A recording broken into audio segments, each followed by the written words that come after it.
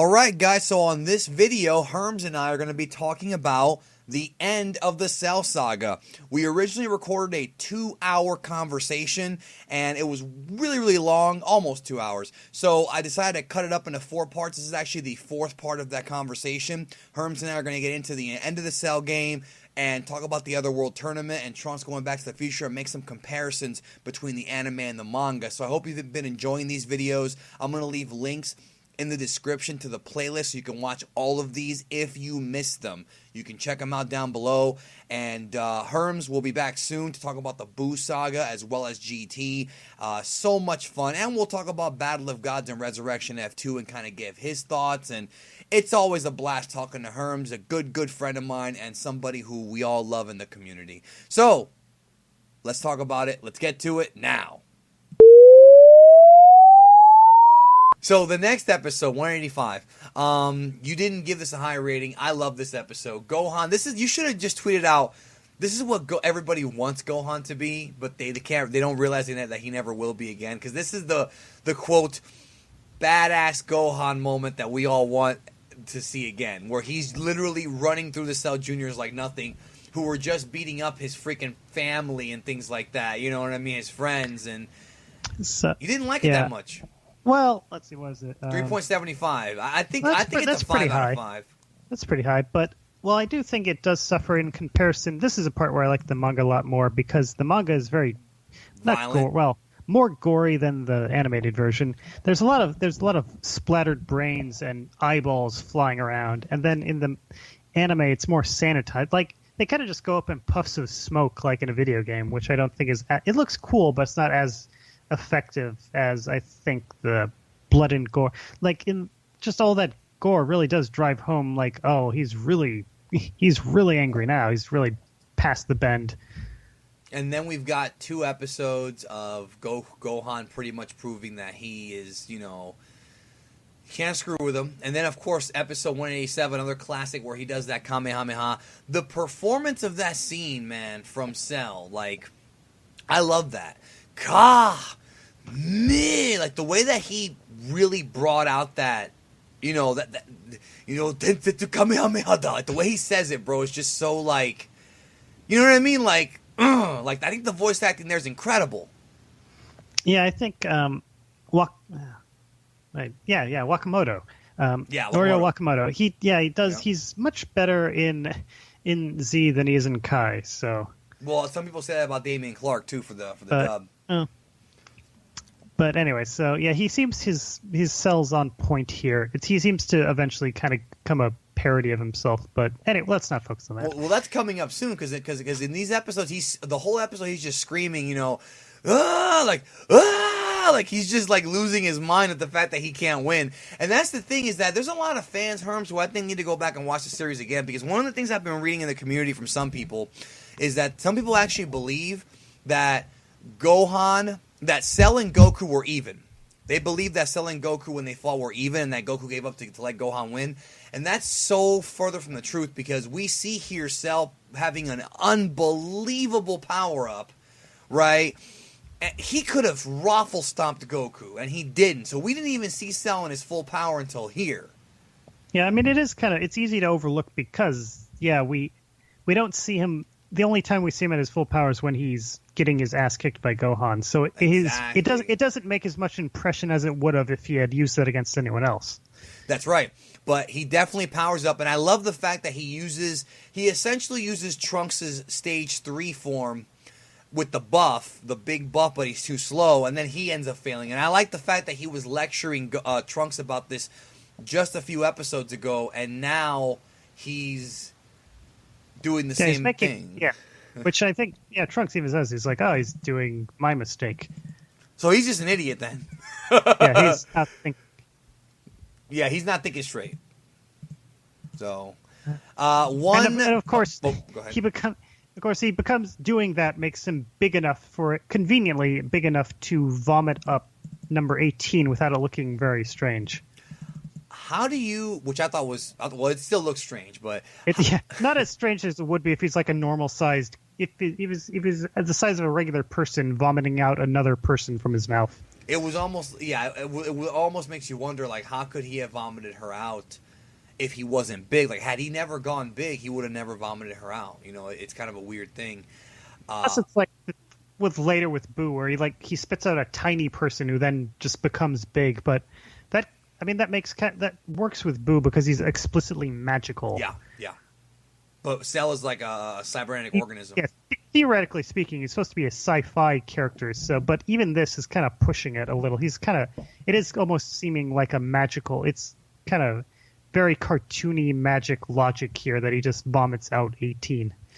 Then we have the Goku sacrifice, which was pointless. You had given that 4.25 high rating. Good episode, I thought. Very emotional. Gohan scream, and then of course the next episode, Vegeta loses his fucking mind.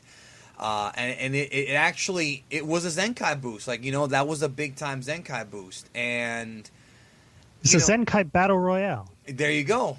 Essentially, great animation with all these episodes. I felt. What do you think about the criticism that Goku blows off his upper half of his body, and yet we find out that his nucleus is in his head and somehow he survives? I always thought that his nucleus moved around his body and that's how he was able to survive, but it's hard to defend that argument, Herms. I mean, it seems, as it stands in the series, it is a contradiction, but you could, if you wanted to rationalize it, you can just say that, like, it moves around, or even that he's just making this up, like, because it does, I mean, speaking of dumb character decisions, it doesn't make a lot of sense for him to point out his weakness to them, but I guess he is just feeling very cocky at that point. He's come back even stronger than ever, Super perfect Cell, which was actually not said in the series. They never call him, like, Cho Kanzentai, right? It's just... Not in the main... He refers to himself as having become even more perfect, but, yeah, he doesn't say super perfect, and... Was that in the guidebooks? I don't think... Maybe not the guidebooks, but the video games, I believe. Some of the games use that, or even confusingly, in Japanese games, they use perfect cell is called Kanzentai cell, and then what we would refer to as super perfect cell, they refer to as perfect cell, using the English word for perfect. Really? I never knew that. Like the sparking games that in English Tenkaichi Budokai Tenkaichi, got it backwards. In English. So those games, they have that kind of weird distinction, which doesn't. It's not something you could really. If you translate it, it would just be perfect cell and perfect cell, which makes no sense. But in Japanese, they can kind of cheat by using the same word across two different languages. I would just be confused, though, if I was a Japanese kid and I saw that. Because, I mean, you would figure out what perfect means. It's not that difficult to figure out. Kanzentai seru. And people think that this cell is SS2. Now, I want to talk to you about episode 190's trash. The whole cell backstory. I thought it was like episode 104, which was it's like the third time we've gotten this story. Exactly. It was like to remind us again. I don't know. It's like in the manga we get it once. In the anime, it's like every time they need to fill an episode, they have just cells give his life story again, which I guess it does highlight. It's like the most interesting thing about him as a villain is his backstory, where it's like, once he becomes perfect, he's kind of just a generic, like, he's Vegeta. He's kind of, I mean, it is interesting the way he is like the good guys with those traits. Like, he's very Goku-ish, wanting to be stronger and test himself. But at the same time, it's like they kind of realize that the most interesting stuff about him is his, like, I'm from an alternate future and all. I had to do all this stuff to gain this power.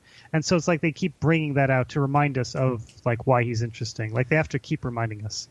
And then we have the big finale, 191. Incredible music. Very emotional. I mean, 190, the end of it, where Goku talks to Gohan, I thought was extremely emotional, Herms. I've seen this with people, and they've shed tears. That's how fucking emotional it is. I haven't, but I've seen people do it. I came close, though. And then we have the big finale. Now, we have a lot of differences between the manga and the anime. In the manga, right, only Piccolo helps, and Vegeta. Yeah. In the anime, everybody else helps. Does Piccolo help in the manga? I thought Piccolo did help in the manga. That was just Piccolo. In the manga, it's just Vegeta. Oh, it's just Vegeta? I thought it was Piccolo, too. Oh, never mind. It doesn't matter. Okay, so in the manga, nobody helps. In the anime... In the manga, Vegeta helps. Well, at the end... okay. let's do this again. In the Okay. in the manga. Oh, okay. Okay. In the manga, they're doing their beam struggle, and then it looks like Gohan's going to get pushed back, and then suddenly Cell's hit by a blast from the side, which turns out to be Vegeta, and so then it that wasn't gives Han the Solo. opening. No, which would have been someone has. If no one's done that fan edit, then somebody needs to. Dude, I thought about that for years and I haven't done it yet. You're all clear, And then kids. Blow this thing and go home. Yeah, so anyway, that gives him the opening Gohan needs to push, drive his beam home, and he wins in the end. And so, but yeah, the anime has like everyone other than Vegeta do that exact same thing, and then finally at the end, and it's no one else is quite strong enough to make a difference, and then finally at the end, Vegeta steps in and does it, and then but in this version, it's in the animated version, it's kind of like movie 8 Redux. Where it's like just everyone, it's just Vegeta being extremely reluctant to help out, which is the opposite of the manga, where he's the only one brave enough to step up. Yeah, so, he's kind of like by himself trying to figure out what he wants to do, and then finally at the end of the day he helps. Which one did you like more? Because my opinion, this blows away the manga. I mean, I'm sorry, just the fact that everybody they loved Goku so much. They're gonna fight for his son. They all jumped in there. It feels like a real team effort to try to knock this guy out. Yeah, I'm kind of torn because I like the team effort thing. I like everyone, like all the Earthling characters and Piccolo getting a chance to shine. And on the other hand, it does make Vegeta look pretty bad in the manga. This is his moment, his one moment to shine during the entire Cell games, where otherwise he just gets beat up by people.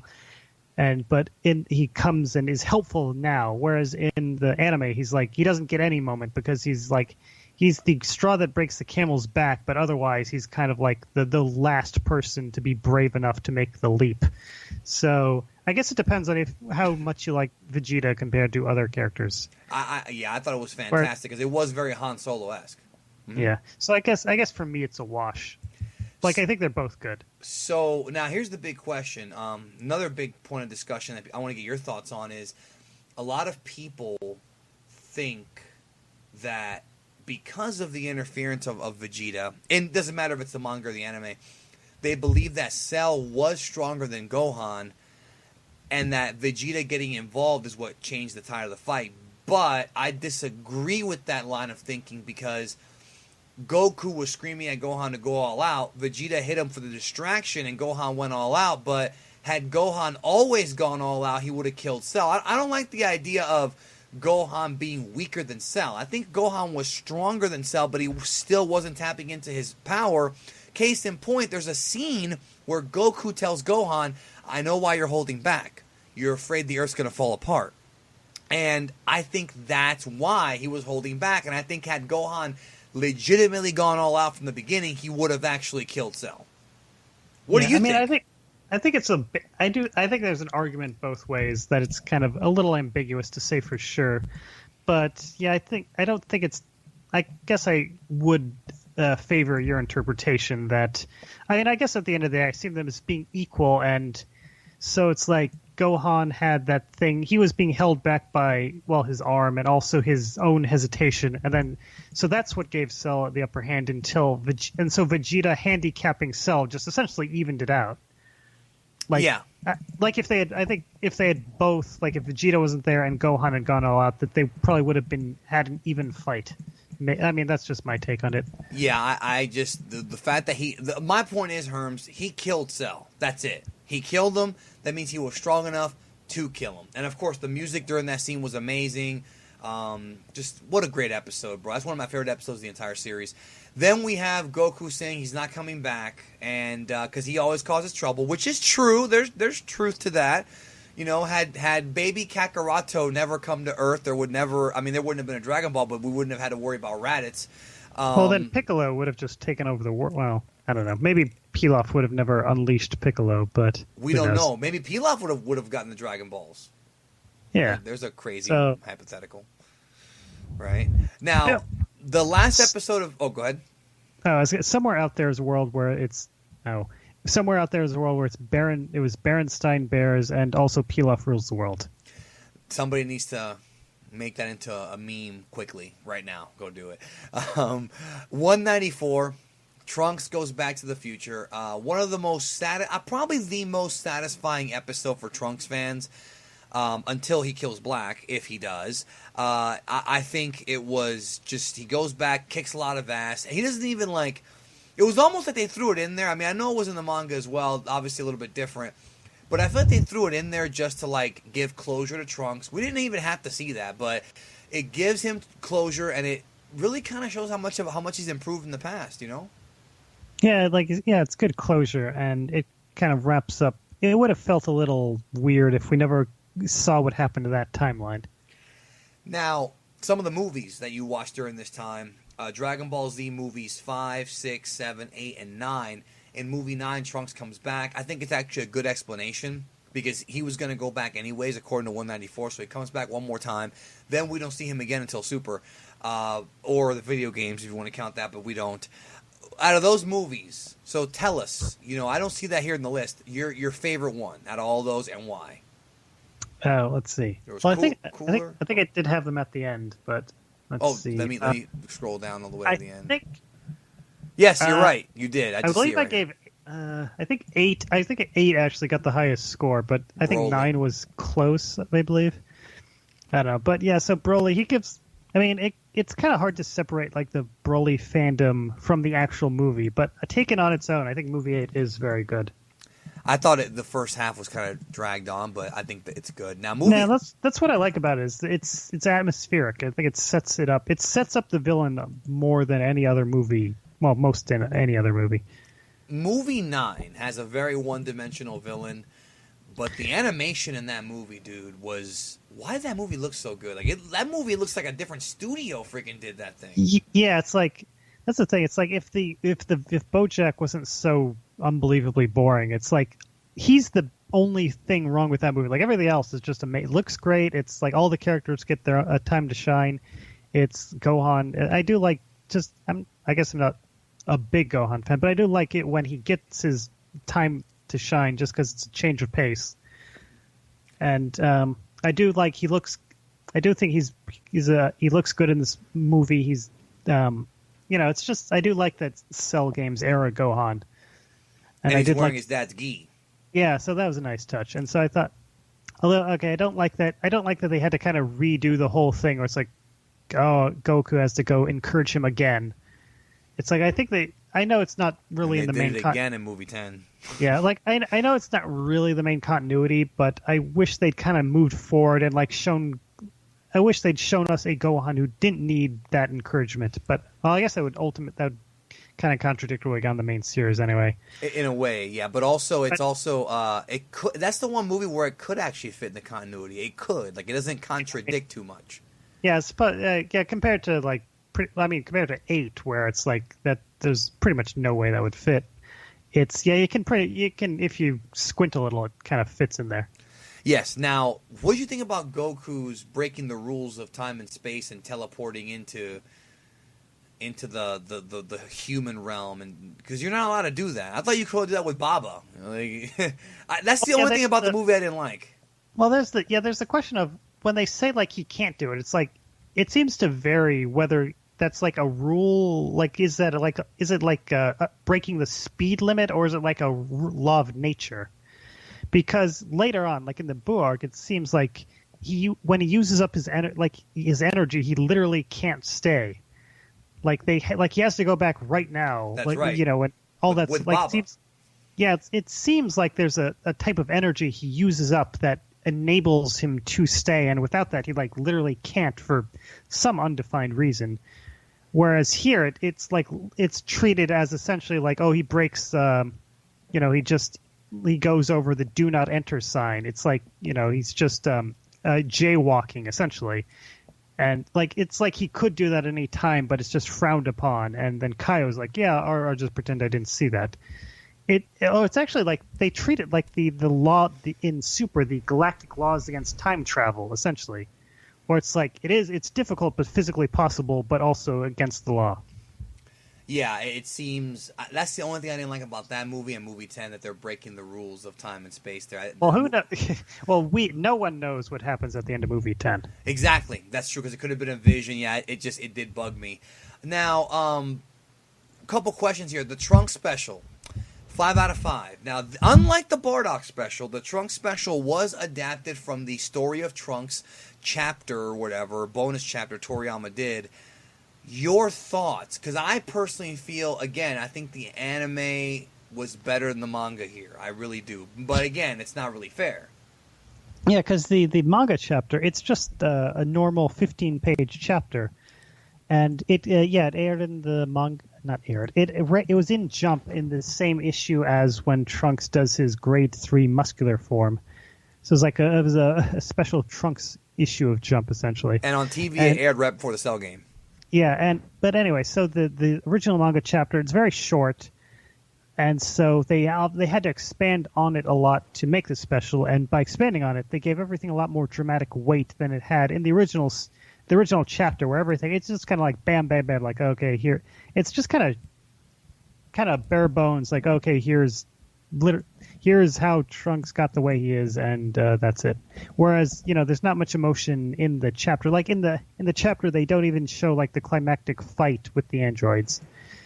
And they don't really show any fighting at all, except just Trunks and Gohan sparring at the beginning for a little bit. It's like, that they lose, so you don't actually need to see them fight. Whereas the animated special, it's a lot of it is just these losing battles, which are done very dramatically. Yeah, and also the Trunks is already transformed in the manga, but in the anime, we see the transformation when Gohan dies. Yeah, so there's a emotional payoff for when he transforms for the first time. And of course, I think Aoi Kaze No Hope is a great song too.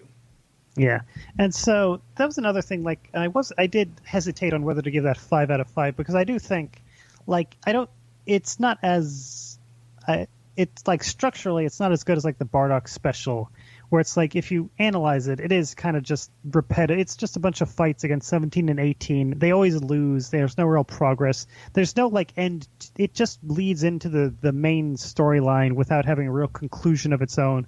Whereas the Bardock special, it had a very definitive climax.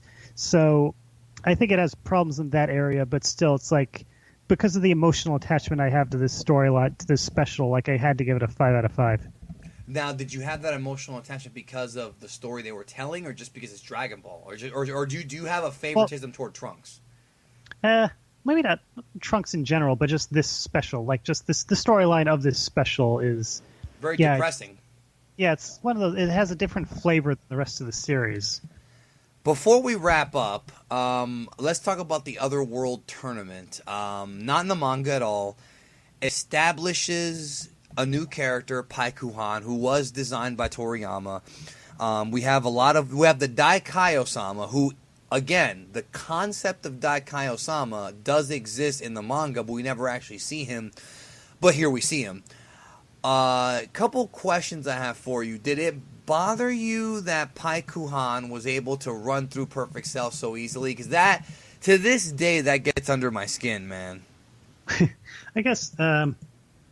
I guess I was the opposite where when I first saw this, like that was at the time I just thought that was the coolest thing ever, and because I just didn't have any, like I didn't know this was a filler arc and that this was a filler character who would ultimately not really factor in anymore. So I just thought like, oh, here's this new character who's really strong, and I was new enough to this series where I wasn't used to I didn't know that that's like kind of the how it always is that like, there's a character who's the strongest and then he gets easily defeated by another character. And that this was kind of just the eternal cycle that always happens. So for me, it felt like just kind of mind-blowing to have Cell defeated so easily. Because until then, like, Cell had kind of been my favorite character because he was strongest. And then Gohan was my favorite, and then became Paikuhan for a brief period. This is when you were a kid. I mean, whatever. Yeah, and like even watching the arc, like I really liked. Is it Tolby? I guess there's this red guy who looks vaguely like Perfect Cell, and so I was like, oh, I like that character with the Darth Vader kind of head shape thing. Yeah, and he's Tolby because he looks like a beetle. Tolby. And yeah, so Agua. We have a lot of weird puns here. Yeah, and so that was kind of the stage I was at. I was like, so I liked him then, and in retrospect, it is kind of, I mean, on its own, it's not him beating Cell that's the problem. It's that the fact that Goku is able to beat him later on without any real he just kind of does. Like, well, he did catch him by surprise. That's the thing, that we do have that little exit where Goku caught him by surprise. But I do think that it seems like if he was able to just hit Cell once or twice and knock him out, I just feel like with Goku it would be, come on, bro. And that's the point. I think you're right about that. I think the fact that Goku beats him later on without just getting torn up or not even seeing Goku train, like if they had shown Goku training, I would have understood it better.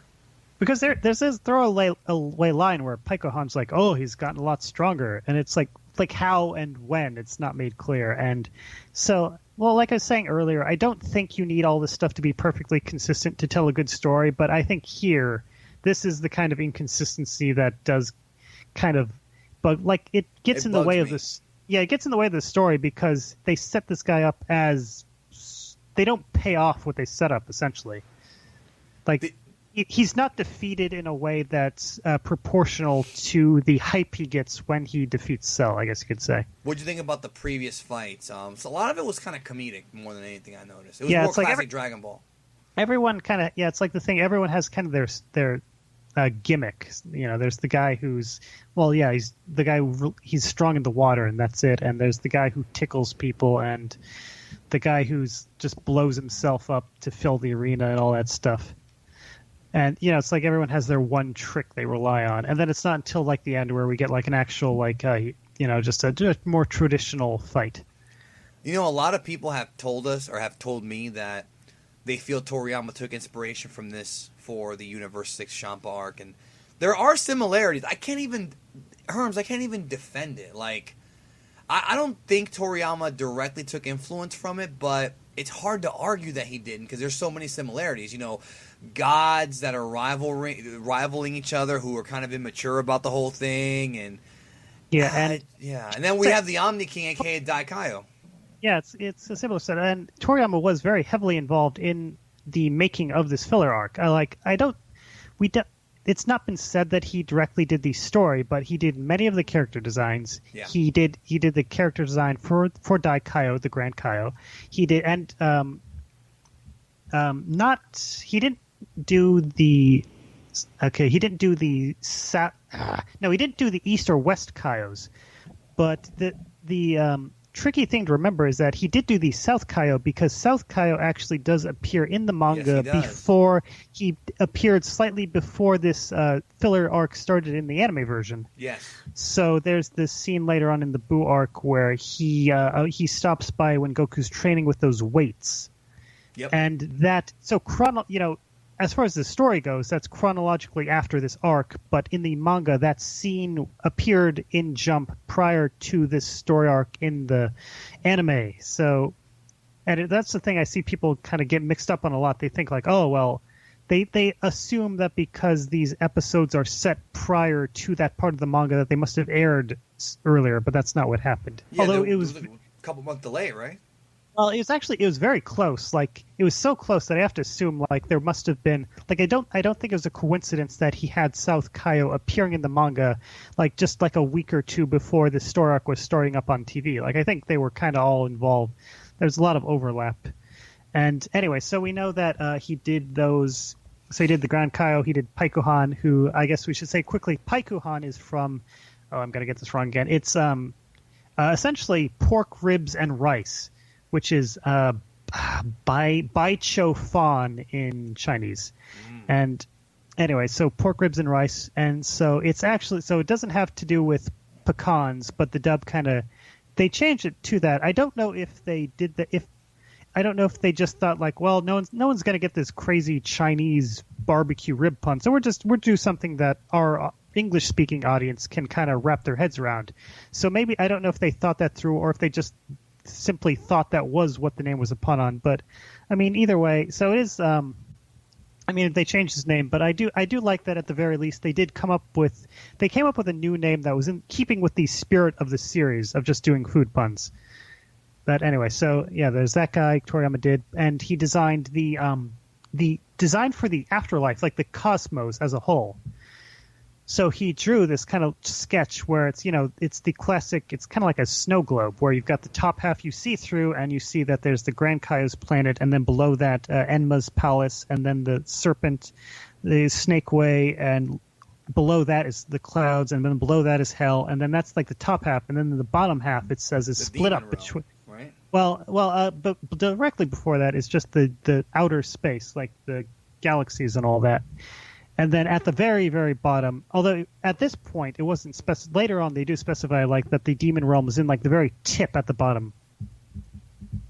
But anyway, so Toriyama, he drew that design for this story arc so that they kind of would have a notion of how the afterlife was set up. And he didn't draw it, but he specified that there was an airport where you'd go to heaven, which we do actually see, but we don't know if he actually designed the look of that airport.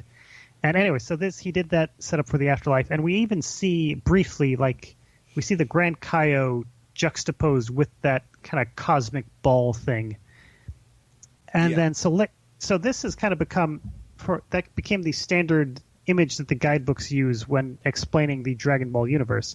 I feel like Toriyama should probably make an updated version of that map because now we have, not only the 12 universe, but now we have Beerus's little planet, and we don't even know where that's located in the Dragon World.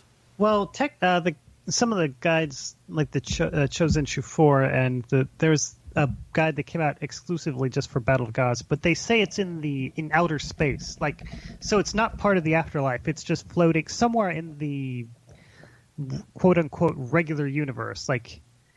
Just with the regular planets, it's out there somewhere, which that's kind of what we see of it. It seems to be in outer space rather than the afterlife. The afterlife, it has a kind of pink sky, and whereas this seems to be just regular outer space. So anyway, so that's all they've really said. But beyond that, we don't. I like to think that it's at the exact center of the universe, but we don't know. Yeah, because I was going to say, it seems, why would they put the god of destruction, who's a god? He's not even going to mingle with the Kais. I mean, it's whatever. Well, I mean, it makes sense because his job is to destroy planets, so it makes sense that he'd live where the planets are. Well, whereas Go ahead. If he lived with the Kaios, then he'd have to, whenever he wanted to do his job, he'd have to travel back from the afterlife to the regular universe, and he's already lazy enough as it is. I guess that makes sense. I mean, hell, for all we know, Toriyama could always say, well, it used to be there, but Beerus is lazy, and he wanted to move it to the universe. I mean, for all we know, he could do that. Who knows? Let's go ahead and wrap it up then. We pretty much covered the Frieza and Cell sagas, and we covered the Otherworld tournament.